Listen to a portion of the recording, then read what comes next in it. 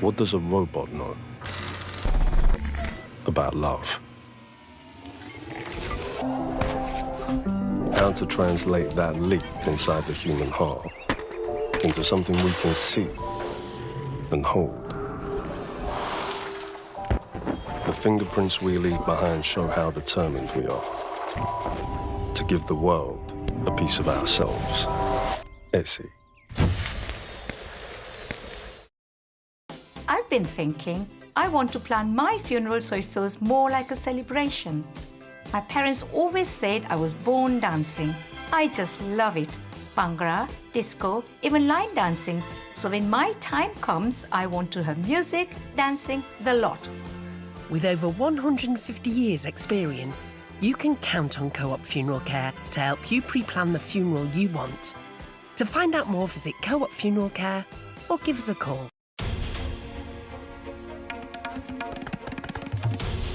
This is NDTV, and you're watching NDTV 24/7.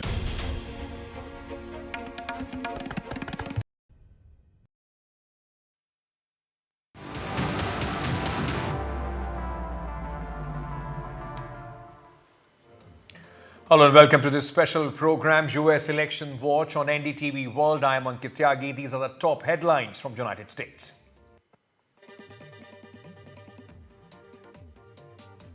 Republican presidential nominee Donald Trump says United States is an occupied country. Trump spreads anti-migrant rhetoric in final arguments.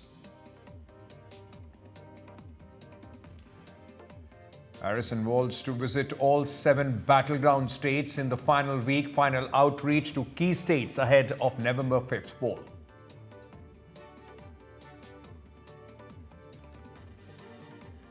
Chinese hackers target Kamala Harris. Trump campaigns China hack targeted senior congressional Democrats as well.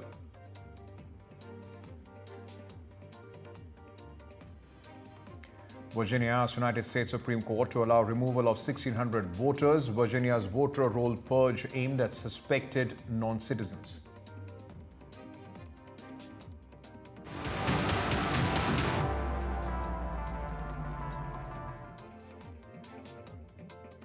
Now, with just 8 days to go until the United States elections, the presidential race remains quite a tight affair.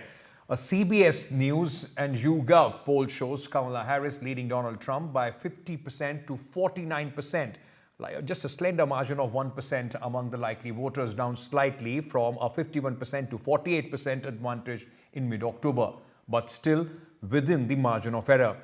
An ABC News Ipsos poll confirms Harris is ahead, showing her at 51% compared to Donald Trump's 47%. Trump is in Georgia, where he'll attend the National Faith Summit in Atlanta before rallying at Georgia Tech. Meanwhile, both vice presidential nominees, Minnesota Governor Tim Walz and Senator J.D. Vance, will be campaigning in critical battleground state of Wisconsin.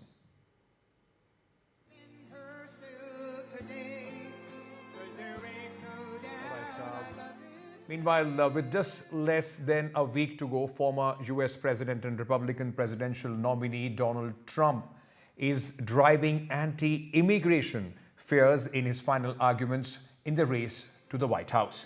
At a rally at Madison Square Garden, Trump called United States an occupied state, reaffirming his hardline stance on immigration and promised to deporting millions of undocumented immigrants if he wins the 2024 presidential race. Trump's rally also drew a lot of flack after some of Trump's top supporters flung race-based and vulgar rhetoric. Former congressional candidate David Rem called Harris the Antichrist and the devil, while comedian Tommy Hinchcliffe called Puerto Rico a floating island of garbage. Listen in to what Donald Trump had to say on this. The United States is now an occupied country, but it will soon be an occupied country no longer. Not going to be happening. Not going to be happening. November 5th, 2024, 9 days from now, will be Liberation Day in America. It's going to be Liberation Day. Joining me at this moment to shed more light on this and discuss this further, Jonah Blank, former advisor to President Biden, National University of Singapore and Rand Corporation. We also have Matt Klink, Republican strategist, and Ajay Sharma, immigration expert, is also joining us at this moment. Just to understand, Mr. Klink, I want to start with you and try and get this in perspective.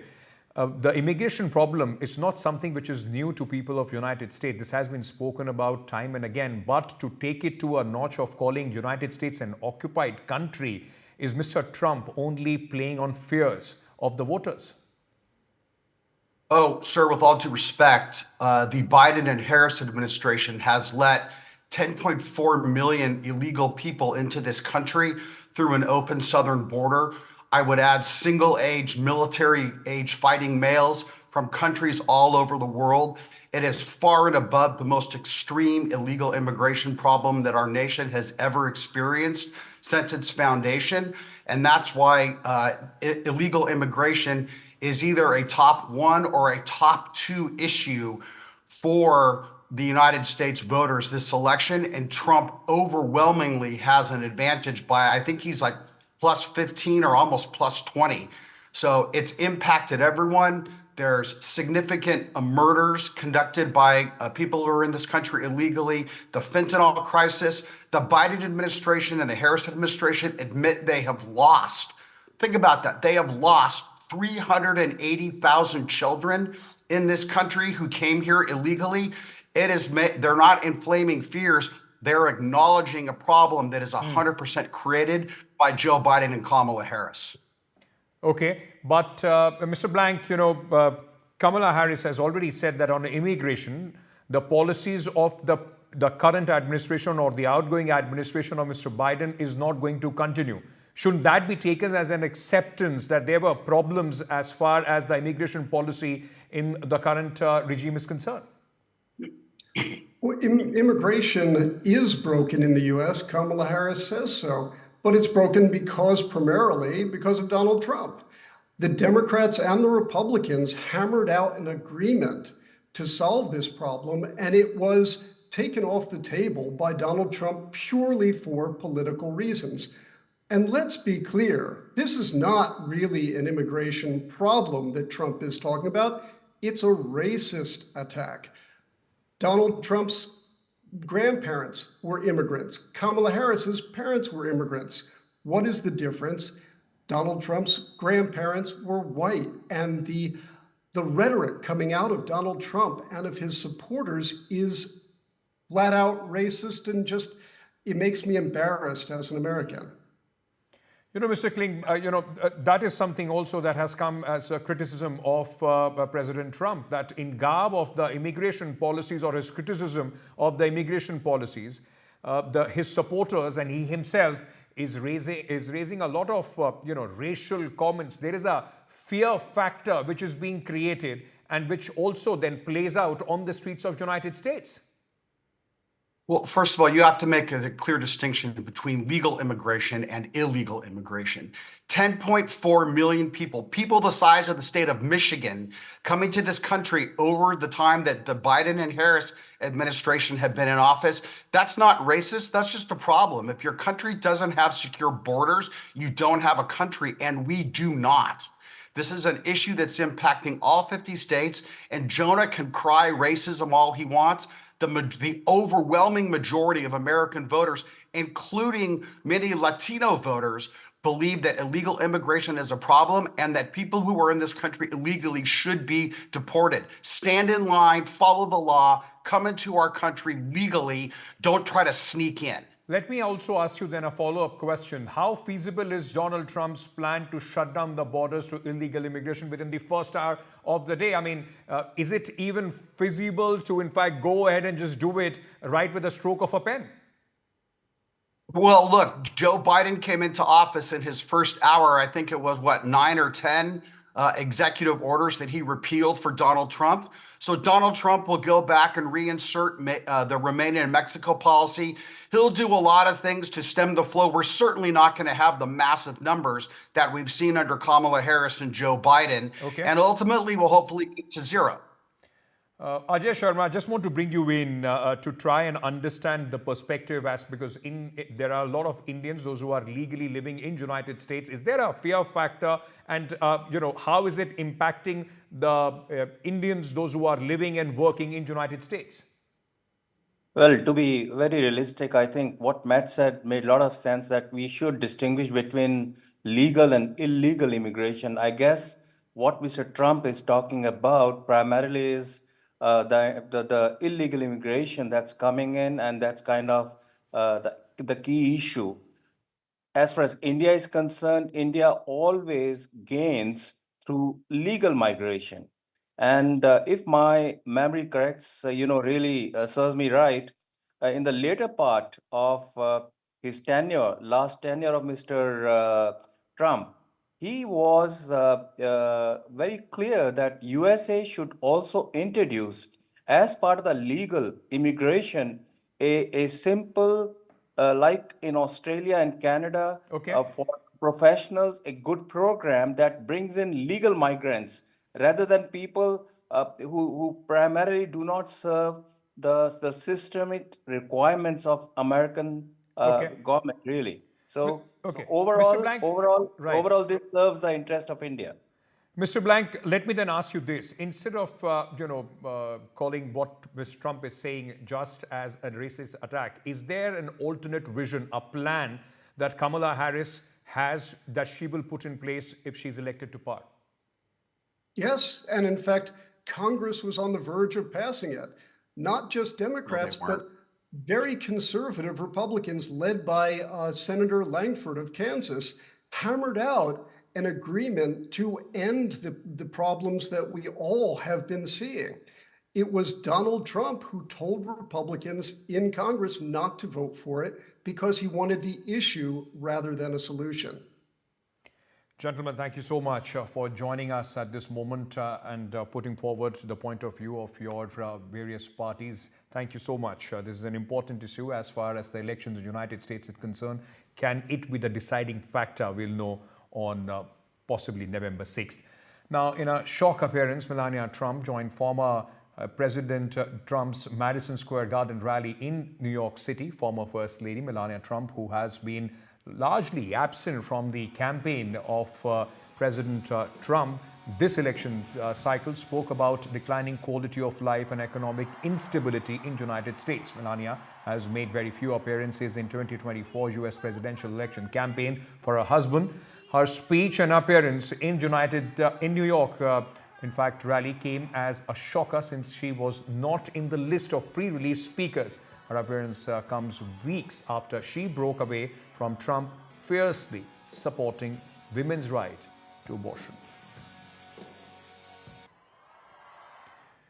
Now, as the United States gears up for the 2024 presidential election, a shadow looms large. Election interference is back on the agenda, and the stakes couldn't be higher.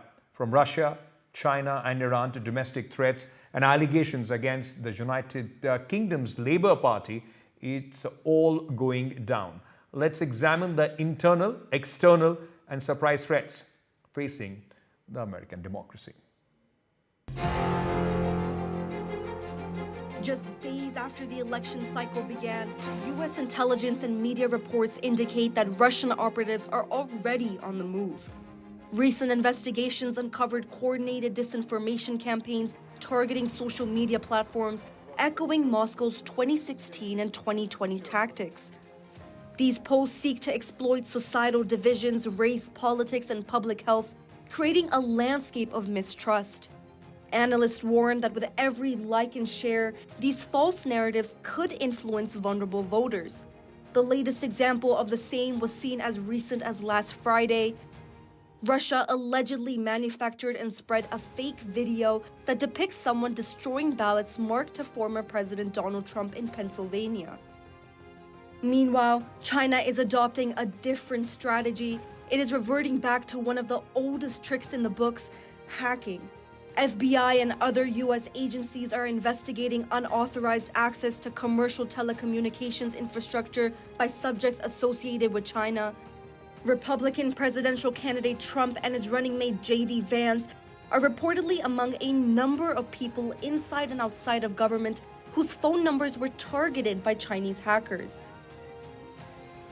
Following this revelation, it was reported that phones used by people affiliated with the Harris campaign were also targeted. You see, attempts to infiltrate political organizations and campaigns are means to seek to sway the voters' opinion and create an unequal playing field. The story is eerily similar when one speaks of Iran. Microsoft has pointed out that Iranian government-linked hackers have researched and probed election-related websites in multiple U.S. swing states. An effort to discover vulnerabilities that could be used to influence the presidential election. But it's not just foreign actors. Domestic extremists are also a significant threat. Law enforcement agencies are on high alert for potential violence at polling places and election-related events. Case in point, the 2021 insurrection.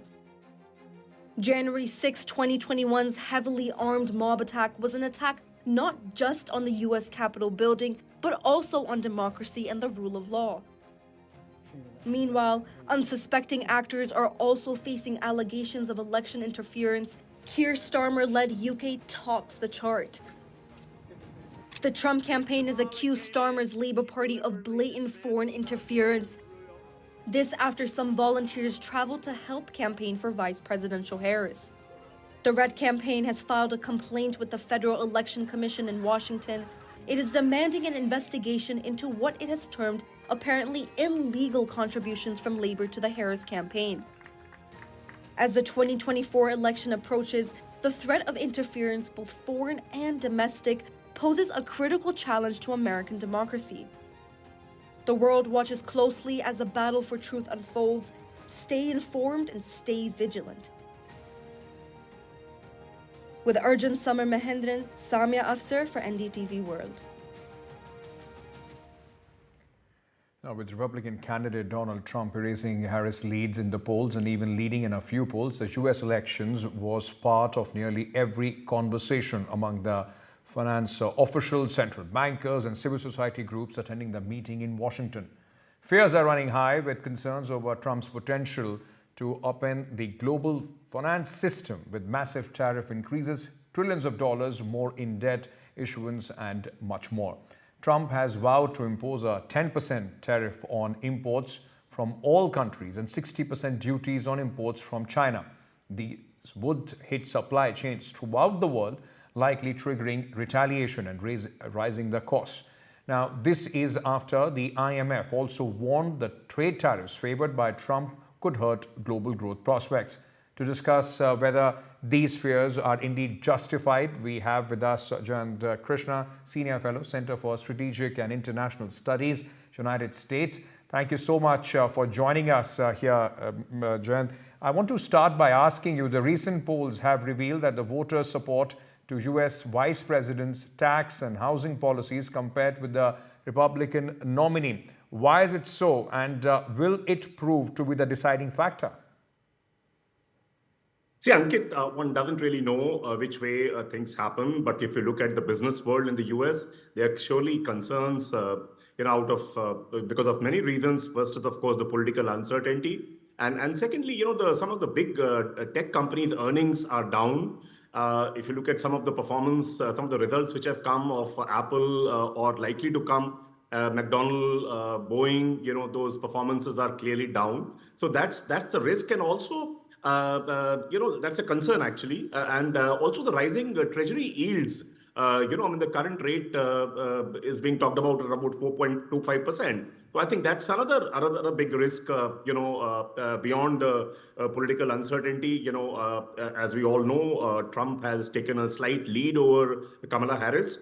So I think the major concern the U.S. business has is that if Trump comes to power, he has declared that the import tariffs will go up.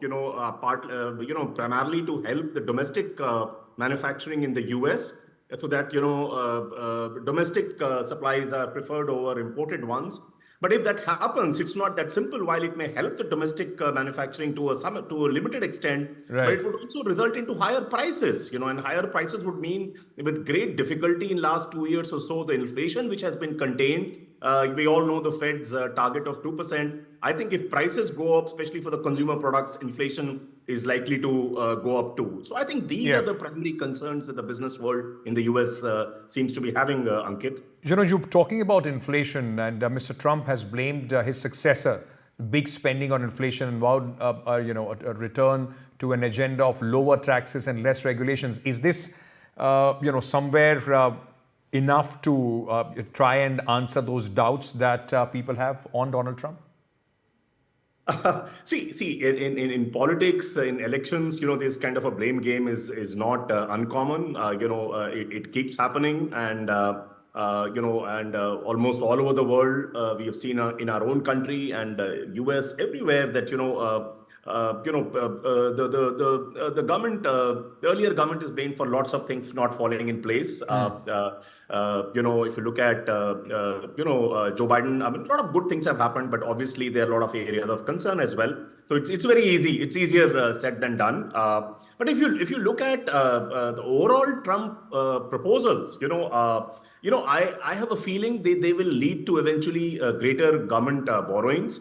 And if you have a larger chunk of government, government seeking more borrowings to augment its resources, it becomes riskier to invest in government securities also. And if the risk with government securities goes up, so it's always, it has been seen that the interest that the investors seek goes up, which is already the yield, the rising the treasury yield is around 4.25%. So it will go up beyond higher interest for most government securities. That's another huge concern that they have right now. Talk to me about how do you see, if this happens, if Trump administration does come in, the fears that the industries have, how do you see the ripple effect on the global economy of that?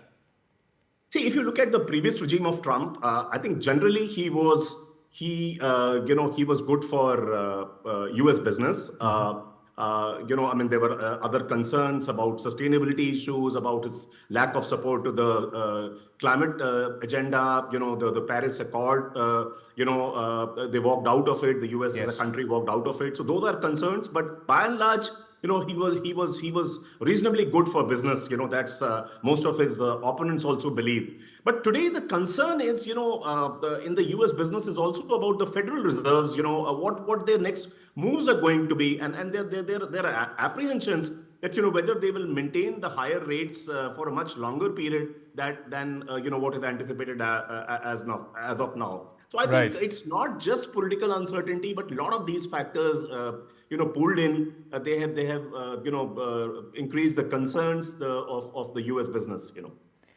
Jayan Krishna, always a pleasure. Thank you so much for speaking to us here on NDTV World. Moving on now, while November 5th is when United States heads to what is expected to be its tightest election in the recent history, the race is far from over. Watch this report to find out what happens in the race to the White House after November 5th. On November 5th, every election season, the US air crackles with anticipation. The nation holds its breath, caught in the whirlwind of democracy. Here's what unfolds in this dramatic saga. Polls close and the hush of uncertainty blankets the country. Voters anxiously await results, their fates hanging in a balance. Election workers, fueled by coffee and adrenaline, dive into the monumental task of counting ballots. A process fraught with tension and suspense. As the night deepens, the first waves of results trickle in. States light up on the map, red and blue battles playing out in real time. Twitter explodes, pundits speculate, and hope flickers like a candle in the storm. In battleground states, margins are razor thin, and every vote feels like a heartbeat. Days turn into weeks as the results are certified. Behind the scenes, election officials work tirelessly, verifying votes and ensuring integrity. In contested states, lawyers gear up for potential challenges, ready to navigate the labyrinth of legal disputes. Tension mounts as the clock ticks. Every hour, every minute feels like eternity. Fast forward to December, the appointed electors gather, each one a pivotal piece in the electoral puzzle. With the nation watching, they cast their votes, their decisions shrouded in intrigue. Will they stick to the will of the voters, or will surprises emerge? January 6, 2025 dawns, the day Congress meets to count the electoral votes. The atmosphere is electric, a theatre of democracy in action. Politicians clash, tensions rise, and the stakes are sky high. Will the outcome be a smooth transition of power, or will the ghosts of division haunt the capital? Finally, the moment arrives. January 20th, 2025 is more than a date, it's a spectacle. The air is thick with emotion as the President-elect and Vice President-elect take their oaths, their voices echoing against the backdrop of history. Cheers and jeers blend into a cacophony of hope, fear and promise as a new chapter in the American story begins. In this dramatic aftermath, the nation grapples with the implications of the election.